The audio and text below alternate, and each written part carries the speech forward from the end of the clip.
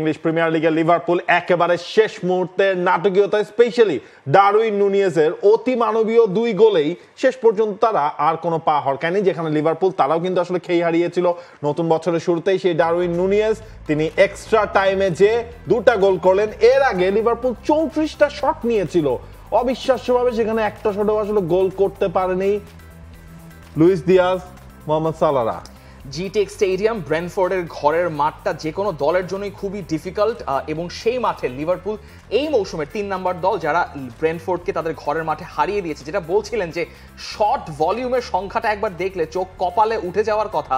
যেই দলে Luis Diaz, Diego জটা এবং মোহামেদ সালাহ খেলেন, তারা মিলে কোনো গোল বের করতে পারেনি। এবং ফাইনালি কে গোল বের করলেন? ডারউইন নুনিয়েজকে আপনি অসংখ্য ট্রোল করেন, অসংখ্য মিম টিম ছড়িয়ে বেড়ান, সেই ডারউইন নুনিয়েজ যখন কাজের কাজটা করা দরকার। এবং যেটা হয় যে ডারউইন নুনিয়েজ যে গোলগুলো করেন সেটা খুবই চোখে লেগে থাকার মতো গোল হয়, মানে তিনি সহজ গোল করতে পারেন না।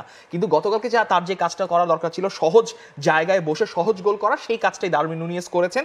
এবং যার কারণে যেখানে মনে হচ্ছে লিভারপুল এই ম্যাচে পয়েন্ট লুজ করতে যাচ্ছে, ডিসেম্বরের পর লিভারপুলে যেই ইয়াটা হচ্ছে যে ড্র করছে ম্যাচ, তারা টটনহ্যামের কাছে হারলো ক্যারাবাও কাপে, সেই সম্ভাবনাটা শেষ পর্যন্ত হয়নি। স্লটকে একটা স্বস্তির নিঃশ্বাস ফেলতে দিয়েছেন ডারউইন নুনিয়েজ, যে কারণে আসলে পয়েন্ট টেবিলেও লিভারপুলের কোনো পরিবর্তন আসলে হয়নি।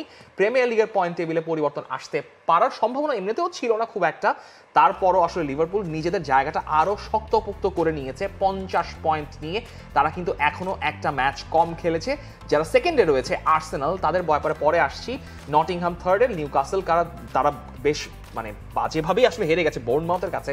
চেলসি আছে 5ম স্থানে। লিভারপুল নিয়ে কথা বলতে হচ্ছে, যে কথাটা হচ্ছে লিভারপুল এর কোচ আর্নে স্লট তিনিও ভাবছিলেন যে তার বোধহয় আজকে ওই রকম একটা ড্রই নিতে হচ্ছে। তবে লিভারপুলের কোচের অস্বস্তির কারণটা শেষ পর্যন্ত স্বস্তিতেই রূপান্তর দিয়েছেন ডারউইন নুনিয়েজ। 2 গোল হওয়ার আগে এক পর্যায়ে বিশ্বাস হারাতে শুরু করেছিলাম যে আদৌ আজকে হবে কি না, কিন্তু নুনিয়েজ এসে কাল সব বদলে দিয়েছে।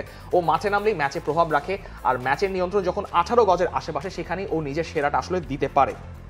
এটাই আসলে বলছে। সাধারণত আমরা আগের দিনও রিফাত মাসুদের সাথে আলোচনা করছিলাম, লিভারপুল ফার্স্ট হাফে যেরকম খেলে, সেকেন্ড হাফে একদম গিয়ার পাল্টে ফেলে। একটা সেকেন্ড গিয়ার সেকান্ডোতে গিয়ে হচ্ছে যেভাবে ম্যাচগুলো তারা বের করে আনছে, সেটাই গতকালকে দেখা গেল। এখন এই ফর্মটা আসলে সাস্টেইনেবল কিনা, ফার্স্ট হাফে তো আসলে অনেক কিছুই ঘটতে পারে। ব্রেন্টফোর্ডের ম্যাচের সুযোগ ছিল, সেকেন্ড হাফে লিভারপুল, ফার্স্ট হাফে লিভারপুলের পার্থক্যটা অনেক বেশি চোখেও পড়ে আসলে। দেখেন সাস্টেনেবল কিনা বা লিভারপুলকে ধুকতে হবে কিনা এই ফর্ম নিয়ে, সেটা হচ্ছে কি অন্য দলগুলোর উপরে নির্ভর করছে।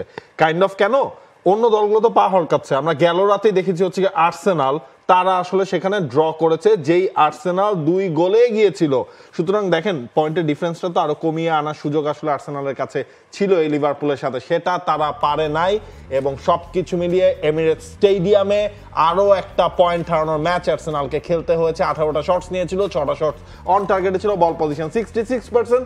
তারপরও অ্যাস্টন ভিলা 9 মিনিটের একটা ঝড়, সেই ঝড়েই তারা শেষ পর্যন্ত এমিরেটস স্টেডিয়াম থেকে পয়েন্ট নিয়ে আসলো। লিয়ান্ড্রো ট্রসার্ড এই ম্যাচের শুরু থেকে 2টা গোলেই তার অবদান রয়েছে। কাই হাভার্টস এবং গ্যাব্রিয়েল মার্টিনেলি তারা দুজন আসলে 2টা গোল করেছিলেন।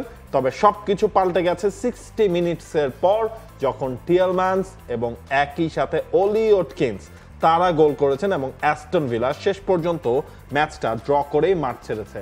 নাটকটা হয়েছিল কিন্তু শেষ মুহূর্তে মিকেল মেরিনোর একটা গোলে। সেই গোলে আসলে দেখা গেল কাই হাভার্টজের পেটে নয় বরং হাতে বল লেগেছিল, যেটা বারবার তিনি বলছিলেন তার পেটে বল লেগেছে।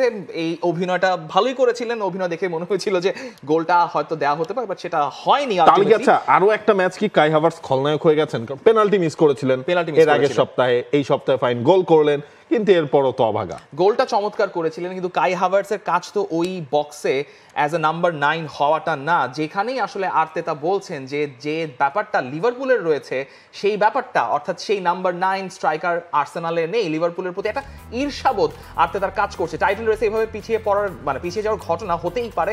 লিভারপুল যেখানে ম্যাচ পরিবর্তন করে ফলাফল বের করে আনলো, আমাদের বেলায় ঘটলো ঠিক এর উল্টোটা।